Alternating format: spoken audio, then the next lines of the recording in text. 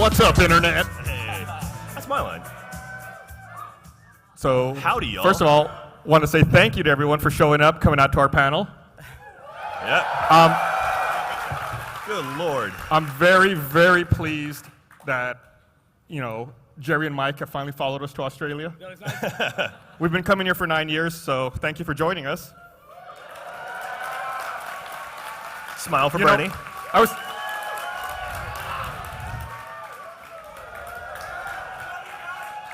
I feel like I've been to Melbourne many, many times, but I looked, and this is actually only my 5th trip here. Really? Even though I feel like it's almost like a second home. I love Melbourne, love coming down to Australia. Everyone here is always so nice. So that's the pandering part of the panel. City's great. All right, move on. I just took 3 photos. I'm going to make a panorama, and then it's going to cost me about $12,000 to post it on Twitter from here. Why don't you use the built-in panorama There's function? a panorama function. You can do that. What's that? There's a panorama thing you can do on your phone. No, fuck that. I'm old school, dude. All right. You gonna run Photoshop on there? I don't know. I'll just send it in 3 chunks and ask somebody to do it You got for me. MS Paint on there. MS Paint. Yeah. I'm Gus. I'm Jack And I am Bernie Burns. Bjorns. And we are all street passing like crazy, so please make sure you are. Jack does I don't do it. pass, Not yet. so Not yet. When we wait. stop So the wait. panel- Gus, you've got a blue 3DS, and Bernie, you've got a red 3DS. Yeah. All right. Just wanted to point that out. Is there a problem with that? Yeah, well, all right. No, that's fine. You can do whatever you want. It's not canonical. Hey, we're hitting our mics pretty hard with peas, by the way. I just want to tell you You're a guys pea. that. I know. Okay, fair enough. Bring it. All right, so what are we doing, Gus? What are we doing up on stage? Oh, I figured we were just gonna get mad at each other. After yeah. a 15-hour flight here, I'm sure we have like built-up passive-aggressive things that we want to get off our chest. And in fact, I'll start. Oh, great. So I tried for months to get you assholes to coordinate your flight and hotel with me. No reply. Never even a fucking reply to a single goddamn email I sent. Yeah. Eventually I gave up and I just forwarded you both my itinerary Yeah. and my hotel. And then, like, the day before RTX, as we're moving in, Bernie starts texting me asking about hotel information. Like, literally, you had weeks to do it. And I booked mine, I think, the day before I left, so... Yeah. But we're all here. Yay, we're here in Yeah. Australia! I actually have the text conversation. Gus was preparing for our convention in Austin, RTX. It was our 3rd annual RTX. He's there running the whole thing. He's trying to fill an entire convention center. And I decide that's the point when I'm going to start messaging him, asking him about Australia hotels. And I said, hey, are we booking our own hotels in Australia, or have they already been booked for us? He says, no, we are booking, asshole. And I said, have you already booked yours? No reply for like 2 or 3 minutes, and then I replied back to myself, never mind, you're busy, I'll just go fuck off now. I wish that there was a way you could see pressure sensitivity, like how tightly I was gripping the phone as I was reading your text messages, just like the anger building up and boiling over. I just recently discovered on the iPhone that you can, like, when you're getting a phone call, you can deny the call, but then you can also, like, swipe up and deny it with reasons. Like, you can send to the person saying, I didn't take your call for this reason or that can? reason. Yeah. Gus, you need custom messages on that. Just like, I didn't take your call because you're you, and I hate you. Because obvious reasons. That's awesome. So, so as a result of us not coordinating our booking at all, we're staying all over the city. We're not at the same hotel at all, which created a nightmare for the company that handles all of our distribution down here, Hanabi. Yeah. They were like, so what hotel are you staying at? I was like, well, I'm staying here. I don't know where these guys are staying. I'm across the river. Yeah, we're all over the place. To make it even more confusing, you and I are staying at 2 different versions of the same hotel. Like, you're staying at one Hilton, and I'm staying at another Wait, so Hilton. what happened with your taxi driver last night? Oh, my God. Your taxi driver? Dude, so we did press all day yesterday at the Crown. So after we finish all of that, I go down to get in a taxi. And I'm like, take me to the Hilton or whatever, like to the hotel name. He's like, where is that? I'm like, That's the first bad sign when you get into a taxi driver's yeah, I'm like, car. it's over there. Just go down, Collins Street. Did he offer to let you drive? And then we get close to the hotel, and he's like, is it here? Where is it? Is it around here somewhere? It's like, the fuck, dude, I'm not from here. I'm like, it's over there. I see it. He's like, okay. He pulls up. And then he's like, oh, you mean this hotel? This is how you say it. He says it like a totally different, wrong way. I was like, what the fuck are you saying, dude? Like, he's trying to offset the fact he couldn't find the hotel on me because I set the hotel name right. Oh, yeah, clearly it was your fault. Fucking asshole. Are you trying to hide what hotel you're staying at? Yeah, absolutely. I didn't understand why people didn't tip taxi drivers until I actually got in a fucking taxi in Melbourne. This has to be the worst taxi drivers I've ever experienced in the world. On that same note, I will say, you guys drink awesome here, right? So you guys are good drinkers. Why don't? There we go. Why don't restaurants here let you drink? Like I've noticed that. Like every time we order a beer and then we have to wait 45 minutes to get another beer. What happened? What's with that? We'd have to order pitchers for ourselves, I guess. Or we should just drink. Just go to a pub, go to a bar, and I guess you can't drink at dinner here. yeah, just drink. Have a liquid dinner. I remember last time we came here, Brandon, who works with us at Rooster Teeth, works in quotes. He came down with me, and he had never been to Australia before. And I said, I got to warn you one thing about the Australian community, because they drink a lot. And he said, that's great. And I said, okay, you get to go to the hospital, not me. So I made Brandon my designated drinker. That's awesome. Anytime anybody came up to me with a drink, I'd say, no, Brandon's drinking for me tonight. And then so they'd hand it to Brandon. I've never seen one person drink that much in my entire life. And then we got separated at one point in the evening, and Brandon texted me saying, hey, I'm having this, and there's a dog following me. And I'm like, what are you talking about? And I said, what, are you okay? And he said, yeah, I'm just trying to remember how to get back to the hotel. And I just wrote back, what does that mean, trying? And then that was it for the rest of the night. And so I found him the next day, and he was half-lidded, and he was at a panel where he didn't say a single word. He just laid on the table for the rest of the time. So hopefully, who wants to be my designated drinker at the thing we're doing tomorrow night? You have some volunteers out here. We got some people down the front row. Lots of volunteers. How many people here were at RTX? Really? That's a few of you. Wow. All right. On the way here, flying out of Austin, so I had a really fucked up flight. So I flew Austin to San Francisco to Sydney to Melbourne. Because it turned out it was faster than flying Austin to LA to Melbourne because there was no fucking layover at LA. So the Austin to San Francisco flight, I ran into someone from Sydney who was at RTX and returning home. Then when I stopped in the Sydney airport and transferred from Melbourne, I ran into a totally different person who's coming to PAX, who was also leaving from RTX, coming back. I will say no one died on my flight this time. Oh, that's good. So I'm 1 for 3 on trans-Pacific flights, I guess. Or someone died. So 33% of the flights you're on, somebody dies. Yeah. Right. It's a good ratio. No, it's weird. Like when I was at the airport I was going from Sydney to Melbourne, and I walked out to the transfer area, and there was a guy wearing a Tower Pimp shirt. And I was like, oh, hey, man, what's up? Are you going out to PAX? And he's like, no, I'm going to Adelaide. I'm like, okay, cool. And it's happened to be a fan. And I was like, all right, that's and that pretty person, kick-ass. his name was Gavin. No, we're not starting that. So we should probably take some questions from the audience. Real quick, though, I want to get a quick survey. Unfortunately, I've been to almost every single iteration of PAX, but I had to miss one of the PAX Primes one year for a family thing. Gus has literally been to every single iteration of PAX. PAX East, PAX Prime, and now PAX Australia. Anybody in the audience that's been to every single PAX? Wow. That's right. That is an exclusive club. Are Jerry and Mike in here? They might be the only one. There's someone over there standing up. I'm curious, did anybody travel down from the States to come to Australia to go to PAX? They're right there. There we go. I did. Yeah. Do I count? I did too. I'm going to Adelaide though, so with my Tower of Pimp shirt. All right, so I see some mics. Adelaide in the back. Represent. There we go. So I see some mics. Adelaide is a sister city to Austin. Yeah, it is. Jesus. Yeah, it is. Yeah. We'll do Q&A. If anyone has questions, you can go up to either of those mics. One question though, before you guys start lining up, we'll go ahead and line up because you already stood up. But one question: did everyone get a chance to see episode 1 of RWBY, which debuted today? Anybody seen it yet? It aired about 2 hours ago, I think, for the public. I think you guys were all here in line when it aired. Yeah. It was good. It was really cool. You should check it out. Really good show.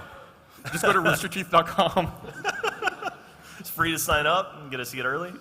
All right, should we jump right into questions, Mr. Burns? Go for it. I'm going to streak. I didn't even pay attention to what time we started. I don't know what time we have to end. It's Achievement Hunter o'clock. Right over here. Let's do this guy first. Hey there.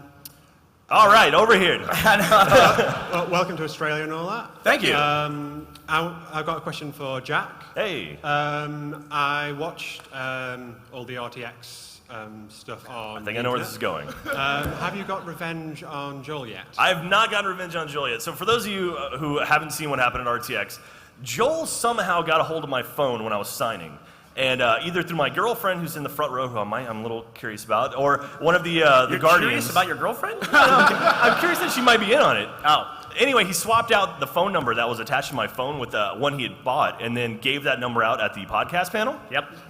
So my phone started exploding, basically. I had something like 700 text messages and about 500, 600 phone messages in about, I would say, 4 hours. Anyway, so yeah, it turned out Joel ruined my phone for a good day. But yeah, we figured it all out. I got it swapped back around so I don't have to murder him yet. There will be retribution, though, and it will be swift. I like how you always describe it as retribution. Yeah. Why not Well, revenge? revenge? Or why not, I'm going to get back at him. Literally, every time you talk about this, you use the word retribution. Because that's it's a cool very word. specific word you use. Why do you use that word Because over it sounds anything awesome. else? It sounds like something like a movie you'd hear. It sounds biblical. Like, There you go. you're going to start a play. You're going to throw frogs at him. And my revenge will be biblical, so it'll work out nice. What does So, that mean?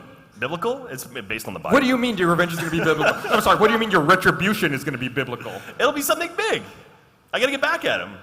Ball's in my court now. I got to do something to him next year at RTX. But why the word biblical? You're putting in weird words. That's it. It's a descriptor. Something it's an to do with adjective. frogs. There we go. You So- know, That's what I gotta said. say- Don't fucking steal my joke. That's literally exactly what I said like 2 seconds before you did. Everyone heard it. Jesus. They didn't laugh. All right. Anyway, can I just say, Jack, if Yes. you are waiting all the way until RTX next year to get your retribution, you're going to be too late. Because God. I just want to point out that you did leave the States for 2 weeks, and you did give the key to your house to somebody else who also happens to know Joel. That's God all damn I'm it. going to say. I'm just now realizing this. Yep. Jack has a new dog and a barbecue grill, so watch out for that. G'day, guys. So my brother was one of those people who helped put Brandon into a alcohol-induced coma last time. He's not here this year, but I was just wondering, Bernie, would you ever think about doing another feature film? Yes, I would. One of the great things about working at Rooster Teeth right now is that we have so many different productions that no one production is kind of like the centerpiece for the company.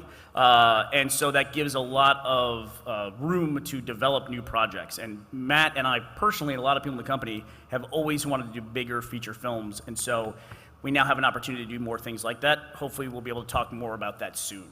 Excellent. Very soon. Hope to see it. All right, thank you. Thank you. G'day, guys.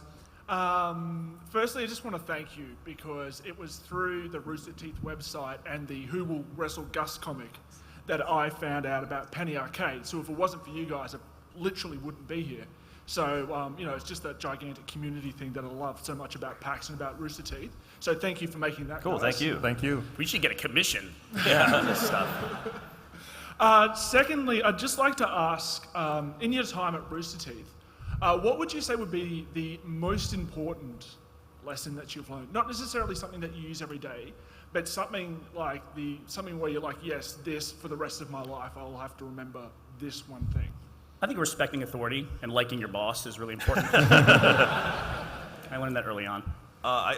There's an improv game where it's yes and. You're basically like improv. The whole idea is just you say yes and, just keep rolling, and that's kind of the philosophy behind Rooster Teeth. And at least Achievement Hunter, it's just like, all right, whatever we're gonna do is keep going with it, and just don't stop, and don't stifle creativity. And so I think that's a big thing in all of the company. Honestly, that's what I've learned. Gus. I think it's to always deadbolt your hotel room door when on a trip with these guys. Or on your hotel, so it's okay. Yeah. Sweet, Or- thanks, guys. Don't leave the key to your house with a personal friend of All Joel's. right. Hi. Hi. Hi. I know Ray, that's loud. I know that Ray couldn't make it down, so I'd like to get us officially started if I can. Let's PAX! Okay, you're done. No one else do that. That was awful. That was a waste of time. Sit down. No.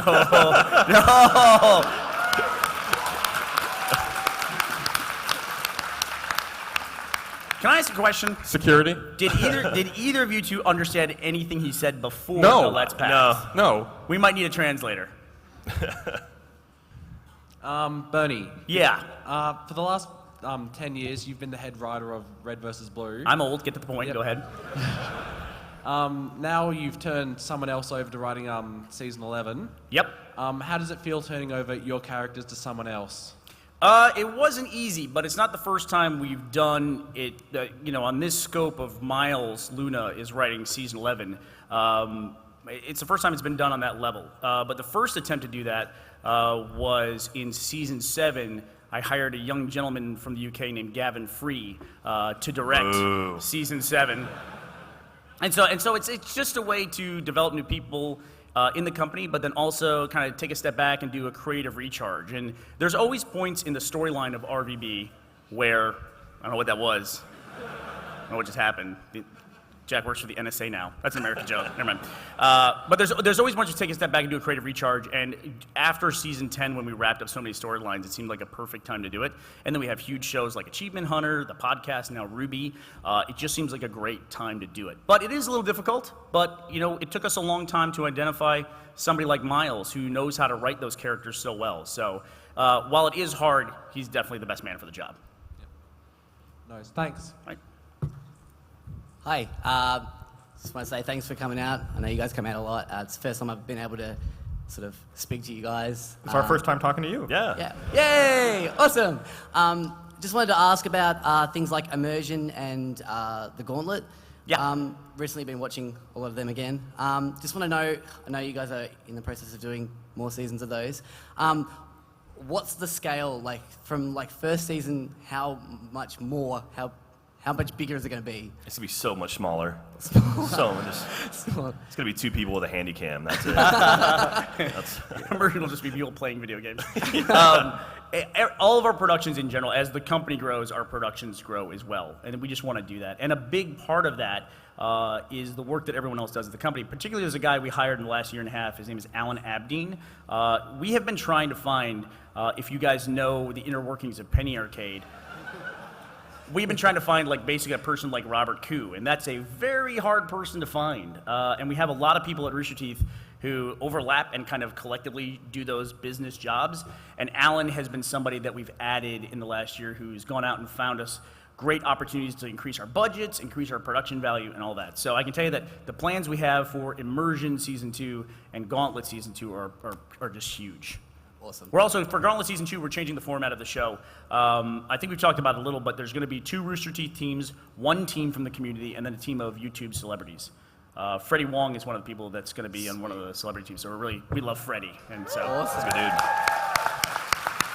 Thanks so much. Yeah. And for an example, I mean, episode 1, or a new episode from Immersion's already come out, the race car one. Yeah, Just as an example of the increase in scale and capability. And listen, I mean, I know the business stuff can kind of be boring sometimes, but Alan's work and him identifying that opportunity specifically with Kia, that is why that episode of Immersion was made, is because that opportunity came up, and we did have Immersion on the schedule, but then all of a sudden we had an opportunity to make that episode. So that's why that episode exists. That's one of the funniest things I've ever seen as well, that episode. Thank you. Hilarious. Yeah. Thank you. Thanks. Hi guys, I came up with this question when I was outside and I saw another YouTube celebrity, and I thought PAX is a great convention to be at. I'm glad to be here. There's a bunch of cool things to see and do. I presume you guys also think it's a cool convention and you would like to do a lot of the things here. Nah, But, we're just getting paid. unfortunately for you guys though, everyone here probably is a big fan of you, and I hope you guys love us. Unfortunately, yes, they're Yeah. all Yeah, big how fans. terrible. It's the worst thing ever. But do you guys employ strategy so you can enjoy an event like this without just being swarmed by fans all the time? I think the difference is we enjoy events like this differently than you enjoy events like this. The enjoyment for us comes from meeting everyone and sitting down and actually putting faces to the anonymous posters on the internet. And, that's fun for us. What's fun for me? I don't want to speak for these guys. Some of you can stay anonymous. That's fine. Some of you can. No, I mean, he's right, because, when we make videos, we'll put them up on YouTube, and we'll see this number, and it's like, all right, cool, 250,000 people, oh, that's awesome, but then actually get to put faces, to get to see a crowd of all of you awesome people, this is the cool part. This is what I like doing. So, that's what we enjoy about it. I wish I could walk the hall, but that's not going to happen. Okay, cool. Well, I hope you enjoyed my question. Thanks. Cool. Thanks, guys. Thank you. All right. A++. That's the most polite guy ever. Are we giving grades now? Yeah. Pass. Hi there. I was just wondering, what were the end results of Fit for RTX? I won. I beat Fit for RTX. Jack found the shortcut. It was like a pipe world. Yeah, that was great. Cut to the end. I don't I think think the final analysis happened like right as we were flying down here. So I think they're still collecting all the data, trying to figure that out. I want to say Jordan did really well. Yeah. Kyle. Yeah, Kyle kicked the shit out of everybody. Yeah. And he went from 8% body fat to 6% body fat. So basically, fuck that guy, right? I mean, he started at 8% for God's sake. But yeah, I think they're gonna post the results of it online. I think. But we had to get in like this. Did either of you guys do the thing where you had to get in the tube and they blow air on you to determine your body fat? So they have this machine they call a bod pod, and we all sat in it, and it's just basically it looks like an egg. It looks like the capsule from 2001, the little space capsule. Anyway, you get in it, and it like pressurizes. It shoots air at you, and it measures how much body fat you have. So that's what we did. We did it at the beginning of RTX, or at the Fit for RTX, and at the end to analyze and figure out who the winner is. My experience with that was I went in this small room and I put on a silver, like swim cap. Like a swim cap, like this tight bald cap, essentially, because you had to cover your hair. And then you get like down into your skivvies and like tight, and you get in this like pod and shut the door, and then the pod closes over the top of you. It's exactly. I said, this is when I was growing up in the 80s, this is what I thought I would be doing in the 2000s, stupid stuff like this. So I was so happy that day. But the weird thing is, the place where we went to do it, it was like in a closet. That's closet. Closet's being very gracious and generous. So to you that walk room. in with the woman who runs the machine, and then you're supposed to like strip down to compression shorts. I don't own I don't even know what the fuck that is. So I like take all my clothes. I get down to my underwear, and I'm like standing there in my underwear with this woman in this tiny room, like getting in this pod, like this future-looking pod thing. The room is so small when there's two people in the room, you can't shut the door all the way. Yeah. Because somebody's blocking it. It's pretty uncomfortable. You're right on top of each other. Really awkward. So the results will be posted soon, but Kyle's an asshole. That's basically the thing. That's what it comes down to. Hey guys, I just want to shout out my friend Sad Australia who can't be here today and he really wishes he could. But I want to ask you, when you're ordering food and you're given the choice of mild, medium, hot, or extra hot, which is it? He wasn't asking you. Yeah. We're getting answers from the front row. Yeah. What's your choice? Hot for me. I go mild. I'm going to say your friend's a jerk, because if he really wanted to be here, he would have come here. That is true. So I'm not tell your jerk-ass friend that I didn't answer your question because of him. So. G'day guys, I just want to know, when people apply to work for Rooster Teeth or Achievement Hunter, what do you look for in their portfolio, their resumes? Well, specifically Achievement Hunter, I mean, we don't do your typical sort of hiring resume sort of process. Ray's a great example. Like, Ray was in the community. He was a community hunter, which means he was submitting guides to us on our community channel. We recognized that he was making really, really awesome quality content, and after about a year of him doing that, we brought him in on our contract, and so we were paying him to make some guides. Then when it came time to actually like hire someone on full time, we looked at the community and it's like, well, Ray makes perfect sense. So it takes some time. So if it's something you want to do for Achievement Hunter, I would recommend going through the community route, get a huge base of stuff that you've done that you can point to, be like, this is the stuff I've produced. And then, when we are looking to bring in people, that's where we're going to be looking at. So. Well, it also helps you practice the skills that you need. So it's like editing the video, uploading it. I look at the early Achievement Hunter stuff and it is horrible. I want to tear my hair out looking at it. And the more you do, the better you're going to get. And so that's what I recommend, is just start making content. And it's like there's no excuse to wait. Start making content right now. The price of entry is nothing. It's like $100 for an awesome HD capture card now. So just do it, and start working on your own stuff. And so not nothing exactly. Like $100. It's a lot less expensive than it was when I started. Really? Can I have $100? Give me $100 then. It's nothing. I would say the decisions we usually make to hire people, and when people typically ask this question, they mean people that they see on camera, like the Achievement Hunter guys, Red vs. Blue voice actors, podcast people, the crew of RWBY. We do have a lot of positions that are very specialized in people you don't see. But a lot of times when we make the decision to hire somebody, it's not so much the decision of, hey, we have a position, we have to hire this person. It's like, we have to hire this person, someone that we've identified, like Ray or Monty. What can we do to make a position for this person? They would be a great fit. So it's not so much that we need a position filled, we go out and look for it. It's more like we've identified somebody that's doing something awesome and find a way to make room for him in the company. That's typically the way it's worked. Yeah, even like Michael, we found Michael on Reddit. And so like he did this video where he was chasing an orb in Crackdown 2, and it was one of the funniest damn things I've ever seen in my life. The funniest video I've ever seen on the internet. It's awesome. Like, you should go check it out sometime. But when I saw that video, I went and looked at his other YouTube videos, like to see what else he had in his archive, and he had like 30 really funny videos there. But if I would have gone to his page, there was nothing there, I probably wouldn't have done anything. But because he had that archive and I'd seen he had been consistent, I was like, all right, and so I actually dropped him a message on YouTube, and he responded, and now he's working for us full time. We lost Bernie. We lost Bernie. He's gone. He's gonna go pee. So Thanks, guys.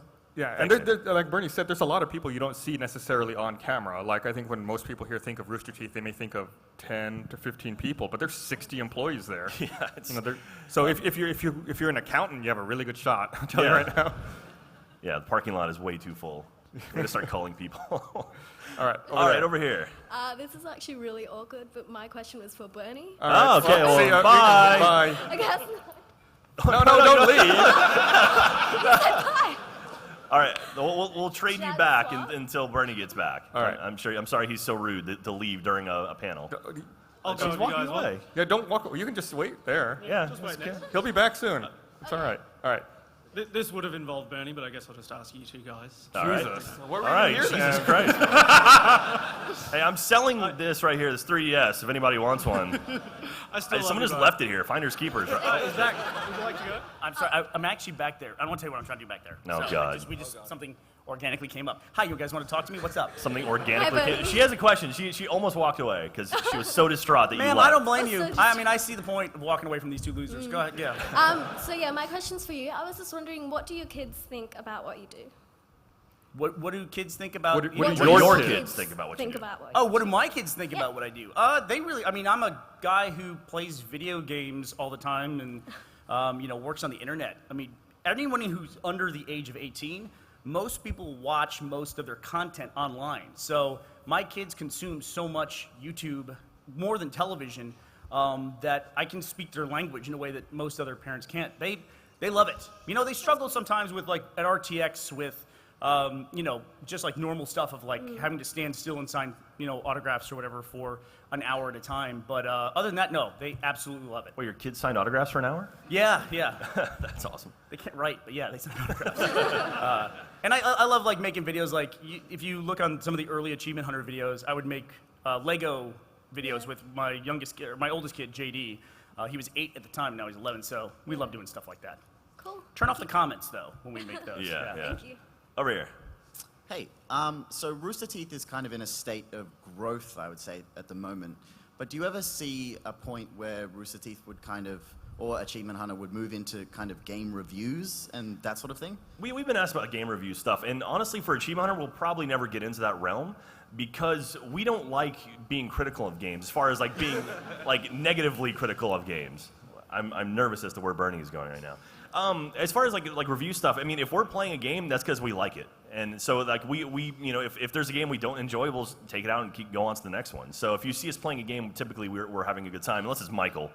But yeah, and like as far as review goes, I mean, honestly, there's so many out there that I don't know what one other voice will do. I mean, if we're talking about a game on the podcast, it's probably because we like it, So listen to the podcast and the patch and watch Achievement Hunter stuff, and yeah, you can figure out what we like. Before we did Rooster Teeth and before we did Red vs. Blue, we, Jeff, Bernie, and I all collaborated on a game review website. And we gave a bad review to an Xbox game. And at the end of it, like we made a joke, the reviewer like put it in the microwave and blew the disc up because he said that was more entertaining than actually playing the game. And like one of the lead developers of the game emailed us, like wanting honest feedback, asking specifically what was wrong so that he and his team could learn from it. And it made us feel really bad. Because he said, he had a team of like 50 people who spent, a couple of years working on that game. And it was like, oh shit, I really feel like a huge asshole. And I felt bad about it for once. So for once. That was your one time you felt bad? So we tend to focus on the positive and the things we like and celebrating that. Yep. Thank you, Bernie. I was telling for you your the whole time. insight. Magic. Cool. All right, over here. All right, welcome back to Melbourne. Thank you. I wanted to ask, and I'm sure many of the people here, would love to go and grab a drink with you guys sometime. I was wondering if after the show you guys are going to be hitting up any pubs. And will we see Drunk Bernie? Drunk Bernie. Are we going to see Drunk Bernie? No, Drunk Bernie only shows up about once a year, and he showed up at... Sober Bernie can't remember where he showed up. He showed up at PAX East. Was it PAX East? Yeah. Yeah, there's a lot more to that story, too. Like, we were at a very nice steak restaurant, when they It was Italian. What's that? It was an Italian Oh, restaurant. Italian? Oh, God, I forgot about this. Okay, I blocked this out of my Italian mind. people can eat steak, Gus. Oh, Jesus. And so, you know, those are nicely lit restaurants, which usually means the lights are down dim. When I went to the bathroom, I decided it would be a lot better if we could see in the restaurant. So I just went over and just went zoop with all the lights and turned them on as bright as possible. And Gus really saved me from being thrown out of the Italian steak restaurant. You probably don't remember, but I was there as well. Yeah, but you didn't help. Yeah, he did. It was Jack and I who were right Yeah, there. it was the two of us. Oh, really? Yeah. Everyone else just walked out. It was me and it was Jack and myself. No, I literally, because I went to the restroom and then I came out and I saw Bernie stumbling his way into it. I'm like, I'm going to wait here until he gets out because I know something bad's going to happen. And sure enough, then I walked out and you stopped me and you're like, you should help me. I think the manager's about to kick Bernie out. this dude in like a suit, looks like a mafioso, is like walking up, kind of eyeballing us. And I was like, oh God, this is going to be bad. Yeah, that was fun. Drunk Bernie's awesome. Yeah. So how or where might we find you? What? In Melbourne.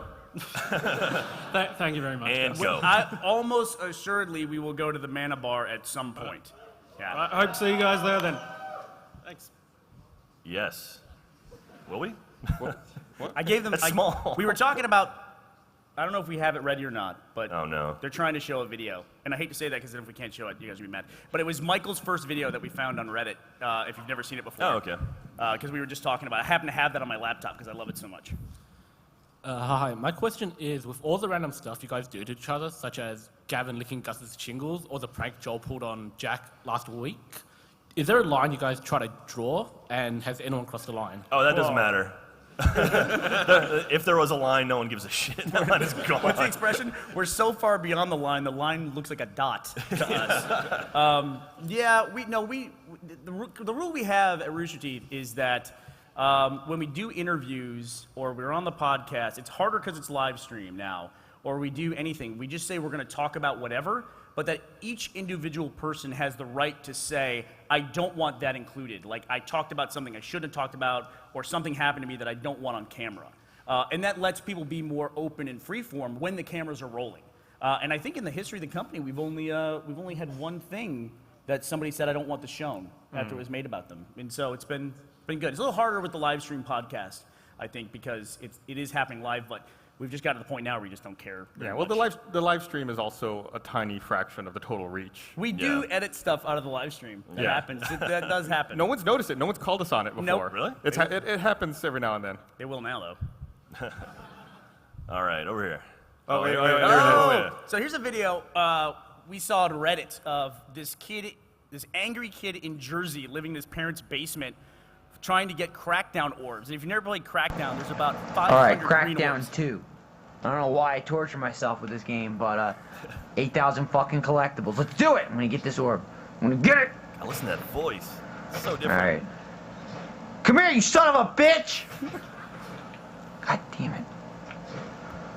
Fuck! Look at this shit. Who put this in the game? Why? Here we go. Oh, fuck. Going up? He's recording Is it this with a going down? video camera, by the way. Oh, you fucking cocksucker. Look at this. Look at...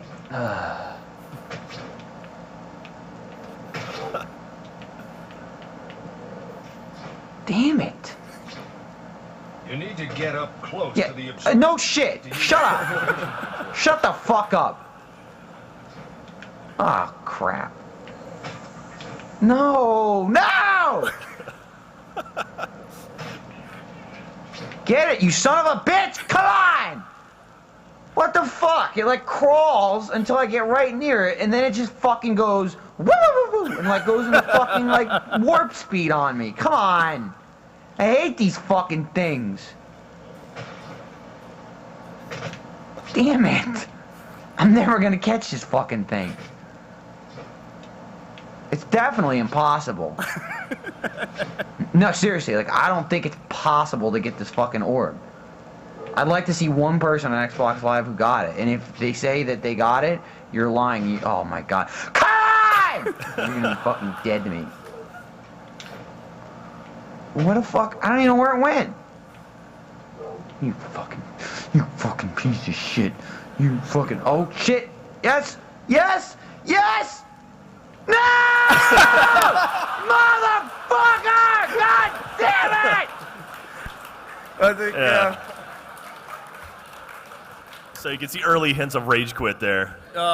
Yeah, I think it was, so we saw that video, and I think the next week we got him under contract, and the week after that, his Trials HD Rage Quit, which is the first one he officially did, came out. So yeah, he was working that for was us a less super than 7 quick turnaround. days after we saw that video, so. Yeah, and it's been, what, 3 years now or something? 2 Yeah. years? 2 years, I think. Yeah. Yeah, you know, it goes like, I mean, we don't really, like, I don't want you to think we sit around at the company, like, have, like, a philosophy and we talk about that kind of stuff, but, I mean, we know the stuff we like and we know the stuff we don't like. We were talking about reviews before and not wanting to be negative. We don't ever want to be negative about stuff that people really like. I mean, we have fun and we talk shit to one another and we talk shit to people who, like, write into the show and stuff, but the other thing on the internet is that culture of ranting, and we never have liked ranting, and Rage Quits are one, like, rage show that gets close to that, but the element behind Rage Quit that we all love so much is that at the end of the day, Michael is just a terrible gamer, and he's not mad at the games, he's just mad at how bad he is when he's, like, playing Cat Mario. Cat Mario. Cat Mario? Yeah. Baby Wagon. All right. I actually remember back in a couple of years ago, Melbourne Armageddon. You actually showed that video, first one I'd ever seen it. Now, my question actually has something to do with that convention. Uh-oh. Whoa. All right. Yes, you should be afraid. This is your son.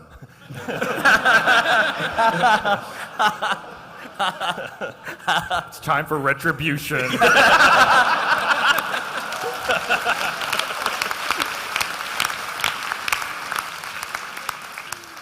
God. I was going to ask about your writing process, Bernie. Have you ever tried glucose or anything like that before? I don't understand the question. What do you say? Your writing process. What's your writing process?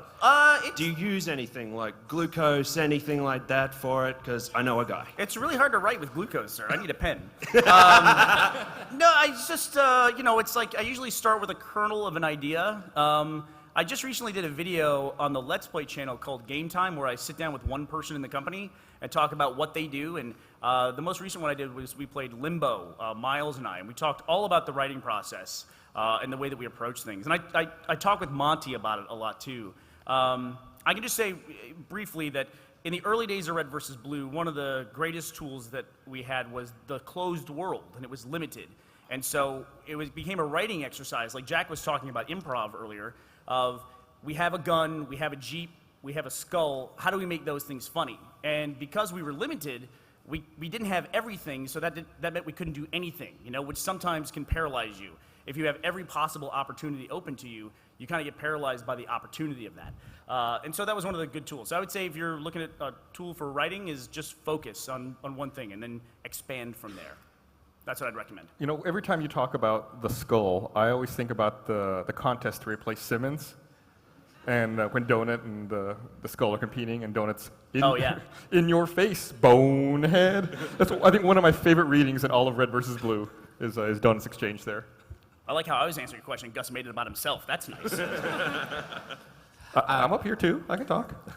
I just want to start by saying thank you for all the content that you give us, and I'm looking very much forward to RWBY, Day 5, more Gauntlet and Immersion, and you said that you're thinking about doing motion pictures, but there's one motion picture I haven't seen, and I was wondering if you've ever thought about releasing the schedule to your current community. No. Have we ever thought about it? We have thought about it, but we decided to not do it. But there's a very specific reason why that is. We will never release the schedule as it is, but that's not to say we might not go back and revisit that material, which is one of the reasons why we held on to that movie even when it was offered to be purchased for, say, distribution or something like that. So the schedule was the first movie I ever made. I made it with Matt and Joel back in college. It was like 1958 or something like that. Oh, look, did they cut off the lines? Yeah. Already? Oh, yeah. There cut off the lines. There goes the lightning round. All right. Well, we can do a lightning round still. There's nobody at the things. We're going to do Ask the Enforcers questions? Yeah. Well, no, we'll get like 10 more people on each side. Okay. Yeah, we'll do that. I was just going to ask, what made you This think... is really difficult, dude. This is really difficult. No, putting your horse mouth up to the mic doesn't make it easier. Hey! No, I was just going to ask, what made you think of having two teams in the middle of a box canyon to them hunting down a director of an AI company? I was really drunk. Yeah, it's on. You know his mental process. He's thinking, I took off my horse mask for this. Yep. So what was it like going from a small, like, what is it, 6 or 7 people recording lines in a closet to now having 60 people, have this massive company, all these different products and all these new, younger people coming in? Just what was it like going Why through they the gotta be process? younger? Is he calling us old? Parking's a nightmare now. It used to be a lot easier. I don't know, Bernie? Well, the biggest You've been around change, since the beginning. you kind of described it. It's like now when I describe the company, I don't have to say, I go in a spare bedroom every Thursday night with 4 of my friends and we record videos for the internet. Yeah. Also, it's not porn. I don't have to say that. It's nice having to finish the description of your company and end with, it's not porn. So that's probably the biggest, best change, I would say. Gus, what about you? You were there in those early days. Yeah, it's crazy. Like it's weird to find so many different people who are so passionate about what they're doing and working on things together. It seems like we've been really fortunate with the people we hire that people are motivated to work on their own, and it's kind of like a herd of cats. I always say it's like no one's really pushing them, but everyone's kind of moving on their own in that same direction, which is really cool. That would be a great show for the internet, Herd of Cats. Herd of Cats. Do amazing on Reddit. But Jack is if you ask me and Gus, we might describe Jack as one of the newer guys, but Jack was like employee number 8 out of 60. So, Jack's one of the original guys. I'm sort of like that second gen, as I like to say, because it was basically Monty, myself, and Brandon all got hired within about 6 months of each other. And then Carrie came on, and then I think Miles after that, and then it kind of just blew up after that. But yeah, we hired 3 people in 6 months, and I thought we were going way too fast. I was like, let's slow down. Let's revisit this. Now we hired 3 people since we've been down here. Yeah, that's true. I knew we reached a weird point with that when the people that we hired started hiring people. That scared the shit out of me. Yeah. That's like a nanobot problem. Do we want to do a lightning round? Can we do it? Are the enforcers going to let us do a lightning round? All right, round? enforcers, can we get 10 people on each mic? How about that? I trust you guys. 10 people on each mic to ask super quick questions. We'll open it back up. So we're just going to answer 10 questions each side. Right. This is the lightning round. If you've ever seen it, real fast questions. Be ready to ask your question. Nothing too deep. Can I get a wireless mic? I feel like I need to stretch. No pushing. I'm going up to mic number 1. Can I move to mic number 1 for wireless? There you go. All right, are we ready? Right or left, Gus? Lightning round. Left. Left. Bernie, have you been to Bernie yet to see the statue? Yes, I own it. Right over here. What's your favorite community out of all the countries and stuff? Favorite community out of My all neighborhood. Aussies, Poms. I have no idea what the hell you just said. Can you sign my fan-made shoes? Yes, later. Yes, later. Over here. Will you guys ever bring the whole company down to Australia? That would be expensive. Do you think you'll do a collab with the Creatures? You want us to clap? With There you go. Hey. Do you want a bottle of Jack? Yes. Yes, drinks, yes. What is game night? Boo. Different show. Did you get to keep the giant tower of pimps? Yes, it's in my garage. Will Jeff be on the podcast again? Probably not. Switch your body with anyone at the Rooster Teeth besides yourself. Will I go to the restroom with anybody? What? Switch body? Oh, there we go. Yeah, grab the alcohol. Switch body? You've got your body, and then you have to switch with someone, like Freaky Friday. Alan. He's ripped. Kyle, he's like Wolverine. Kyle, 6% body fat. When can we expect the second episode of RWBY, and when will Day Z come out? Day 5, sorry? Yeah, next week, and then Day 5's later this year. Will you show RWBY today? Yeah, it's on roosterteeth.com. There you go. Gus, when's the Gus and Est podcast coming out? What? Oh, the Gus has sometime in the future, this year. All right. Jack, can the Achievement Hunter guys do a rhythm game Let's Play? Can the Achievement Hunter guys what? Do a rhythm game Let's Play, like Rock Band or something. Do a rhythm game Let's Play? We've talked about it. There you go.